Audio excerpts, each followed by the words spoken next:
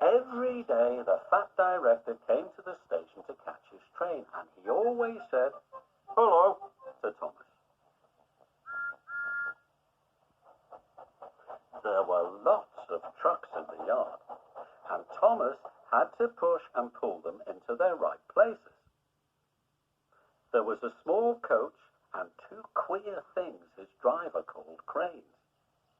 "That's the breakdown train," he said.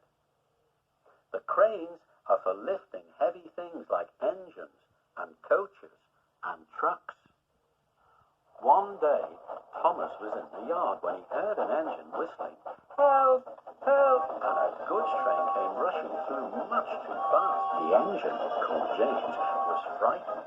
His brake blocks were on fire. "They're pushing me! They're pushing me! On!" laughed the trucks, and still whistling, "Help! Help!" Poor James disappeared under the bridge. "I'd like to teach those trucks a lesson," said Thomas the tank engine. Presently, a bell rang in the signal box.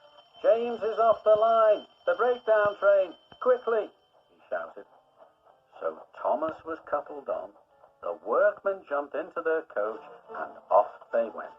Thomas worked his hardest. "Hurry, hurry, hurry," he puffed. And this time he wasn't pretending to be like Gordon.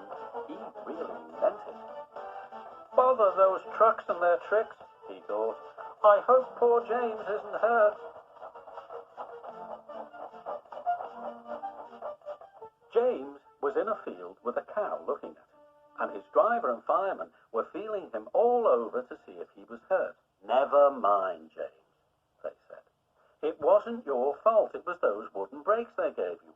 We always said they were no good." Thomas pushed the breakdown train alongside. Then he pulled the unhurt trucks out of the way.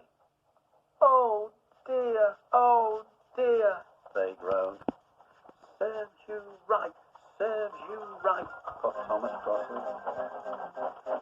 He was hard at work, puffing backwards and forwards all the afternoon. "This'll teach you a lesson, this'll teach you a lesson. Yes, it will, yes, it will."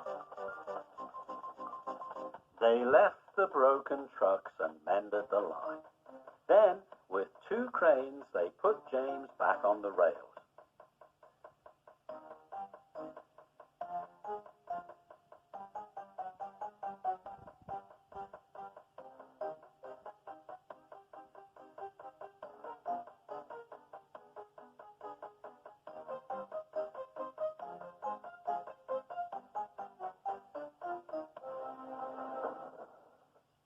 He tried to move, but he couldn't.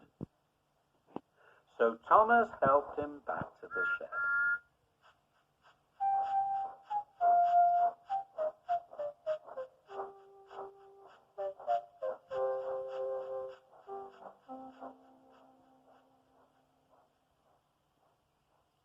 The fat director was waiting anxiously for them.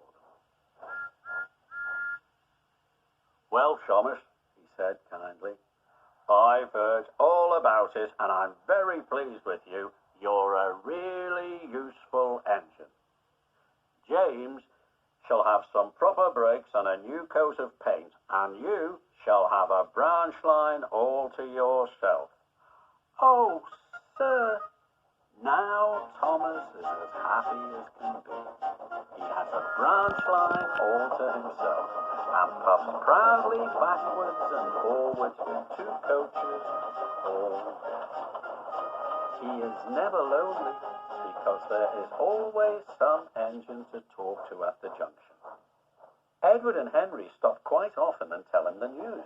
Gordon is always in a hurry and does not stop, but he never forgets to say boop, boop to little Thomas.